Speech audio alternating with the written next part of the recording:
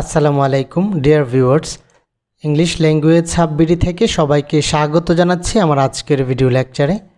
আমার আজকের ভিডিও লেকচারটি হচ্ছে কারেকশন ইজি সেন্টেন্স, অর্থাৎ কারেকশনের রুলগুলো আমরা ইজি সেন্টেন্সের মাধ্যমে অর্থাৎ ইজি সেন্টেন্সগুলো সমাধান করার মাধ্যমে শিখব। তো এটি হচ্ছে এই সংক্রান্ত আমার প্রথম মডেল টেস্ট।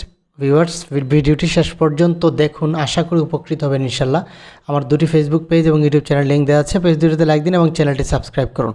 আর নিয়মিত আপডেট পেতে অবশ্যই বেল আইকনে ক্লিক করে রাখুন।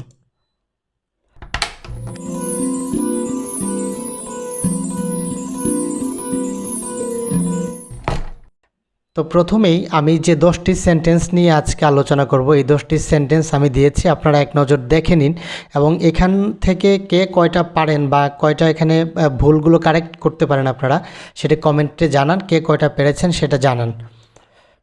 Number 1, we not only gave him food but also shelter. এখানে এই সেন্টেন্সটির কোথায় ভুল আছে সেটা আমরা একটু দেখি। তো এখানে বেসিক্যালি যে ভুলটা আছে সেটা হচ্ছে যে কোরিলেটিভস, অর্থাৎ যেগুলো হচ্ছে not only but also, either or neither not, এগুলোকে কোরিলেটিভস বলা হয়। তো এগুলার ক্ষেত্রে এখানে ভুল আছে, যেটাকে বলা হয় প্যারালালিজম, অর্থাৎ সেন্টেন্সটি প্যারালাল হয়নি, এটা প্যারালাল করতে হবে। অর্থাৎ এখানে we not only gave him food, এখানে অর্থাৎ নট অনলিটা ভার্বের পূর্বে ব্যবহার করা হয়েছে। বেসিক্যালি এটা করার কথা ছিল ফুড এবং শেল্টার এই দুটির পূর্বে, কারণ এখানে বলা হয়েছে যে আমরা শুধু ফুডই দেইনি, শেল্টারও দিয়েছি। তো এই ক্ষেত্রে এখানে এই যে নট অনলি এই অ্যাডভার্বগুলোর ব্যবহারটি এখানে হয়নি, অর্থাৎ এটার কারেকশন হবে we gave him not only food but also shelter, হচ্ছে correct. Number 2, 2/3 of the players has left the field. তো এখানে যে ভুলটা আছে সেটা হলো, এখানে হচ্ছে যে সাবজেক্ট ভার্ব এগ্রিমেন্টের ভুল। কারণ হচ্ছে এই 2/3 হচ্ছে এখানে ভগ্নাংশ। আমরা জানি যে ভগ্নাংশের ক্ষেত্রে তারপরের যে নাউনটা থাকে, এই নাউনটা যদি কাউন্টেবল হয় তাহলে ভার্বটি হবে প্লুরাল, আর যদি আনকাউন্টেবল হয় তাহলে ভার্বটি হবে সিঙ্গুলার। এখানে দ্য প্লেয়ার্স হচ্ছে কাউন্টেবল, যেটা প্লুরাল নির্দেশ করে, সুতরাং এখানে ভার্বটি হ্যাজ ব্যবহার করা ভুল হয়েছে। এখানে হবে কারেকশন হবে 2/3 of the players have left the field. Number 3, of tea and coffee I like coffee most. এখানে ভুল কোথায়? আমরা জানি যে কম্পারেটিভ সেন্টেন্স অর্থাৎ কম্পারেটিভ ডিগ্রির ক্ষেত্রে আমরা দেন দ্বারা কম্প্যারিজন করে থাকি।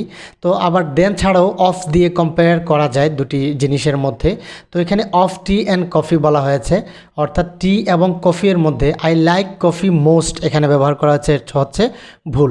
কারণ হচ্ছে এখানে দুটি জিনিসের কথা বলা হয়েছে, টি অ্যান্ড কফি। সো এখানে কম্পারেটিভ ব্যবহৃত হবে, মোস্ট এর কম্পারেটিভ হচ্ছে মোর, অর্থাৎ এটার কারেকশন হচ্ছে of tea and coffee I like coffee more. Number 4, his choice of words are excellent. এই সেন্টেন্সে যে ভুলটা আছে এটাও হচ্ছে যে সাবজেক্ট ভার্ব অ্যাগ্রিমেন্টের ভুল। কারণ হচ্ছে আমরা জানি যে ভার্বের পূর্বে সাবজেক্ট থাকে, এখানে আর হচ্ছে ভার্ব, তার পূর্বে হিজ চয়েস অফ ওয়ার্ডস হচ্ছে সাবজেক্ট। তো এখানে সাবজেক্টের হেড ওয়ার্ড খুঁজে বের করতে হবে। তো দেখা যাচ্ছে যে ওয়ার্ডসকে যদি আমরা হেড ওয়ার্ড ধরি, দেখা যাচ্ছে তার পূর্বে অব আছে, অর্থাৎ প্রিপোজিশন আছে। যেহেতু প্রিপোজিশন আছে, এটা হচ্ছে প্রিপোজিশনাল ফ্রেজ, অর্থাৎ প্রিপোজিশন থাকলে এটা কখনো সাবজেক্টের হেড ওয়ার্ড হতে পারে না। সাবজেক্টের হেড ওয়ার্ড হচ্ছে তার পূর্বে থাকে, অর্থাৎ হিজ চয়েস হচ্ছে এখানে সাবজেক্টের head word. So his choice যেটা হচ্ছে একটা আনকাউন্টেবল নাউন, এটা সিঙ্গুলার হিসাবে কাউন্ট করা হয়। সো এখানে আর ব্যবহার করা ভুল হয়েছে, এটার কারেক্ট অ্যান্সার হবে his choice of words is excellent. Number 5, I borrowed my friend's book who is a singer. তো এখানে কোথায় ভুল আছে? এখানে বেসিক্যালি যে ভুলটা আছে সেটা হচ্ছে যে রিলেটিভ প্রনাউন ব্যবহার করার ক্ষেত্রে। এখানে রিলেটিভ প্রনাউন হচ্ছে হু। আমরা জানি যে রিলেটিভ প্রনাউন যখন ব্যবহৃত হয় তখন এটি যেটিকে নির্দেশ করে ঠিক তার পূর্বেই থাকে অ্যান্টিসিডেন্ট, অর্থাৎ যেটাকে নির্দেশ করে সেটাকে বলা হয় অ্যান্টিসিডেন্ট। অ্যান্টিসিডেন্ট থাকে ঠিক তার পূর্বে। এখানে হু ব্যবহার করা হয়েছে, কিন্তু এখানে দেখা যাচ্ছে যে বুক আছে। আমরা জানি যে বুকের পরিবর্তে হু ব্যবহার করা হয় না, ব্যক্তির পরিবর্তে হু ব্যবহার করা হয়। সো ভুলটা এখানে আছে, মাই ফ্রেন্ডস বুক হবে না, এটাকে এমনভাবে করতে হবে যাতে হু এর ঠিক পূর্বে ফ্রেন্ড থাকে। তো এটাকে যদি আমরা কারেক্ট করি তাহলে হবে I borrowed the book of my friend who is a singer. এক্ষেত্রে দেখা যাচ্ছে যে হু যেটাকে নির্দেশ করতেছে সেটা তার ঠিক পূর্বে আছে friend.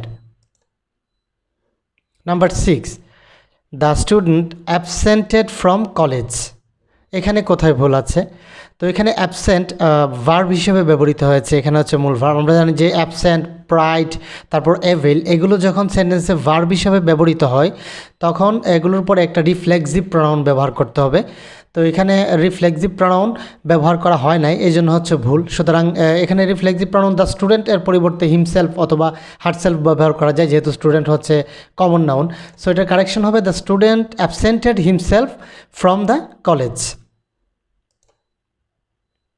Number 7, this is the most basic thing you should know. তো এখানে কোথায় ভুল আছে? এখানেও ভুল যেটা আছে সেটা হচ্ছে ডিগ্রি অফ কম্প্যারিজন, অর্থাৎ ডিগ্রি অফ কম্পেয়ার করার ক্ষেত্রে এখানে ভুল হয়েছে। বেসিক্যালি বেসিক হচ্ছে এমন একটা ওয়ার্ড, এগুলোকে বলা হয় অ্যাবসলিউট অ্যাডজেক্টিভ। আমরা বেসিক্যালি অ্যাডজেক্টিভ এবং অ্যাডভার্বের কম্পারেটিভ সুপারলেটিভ ফর্ম করে থাকি।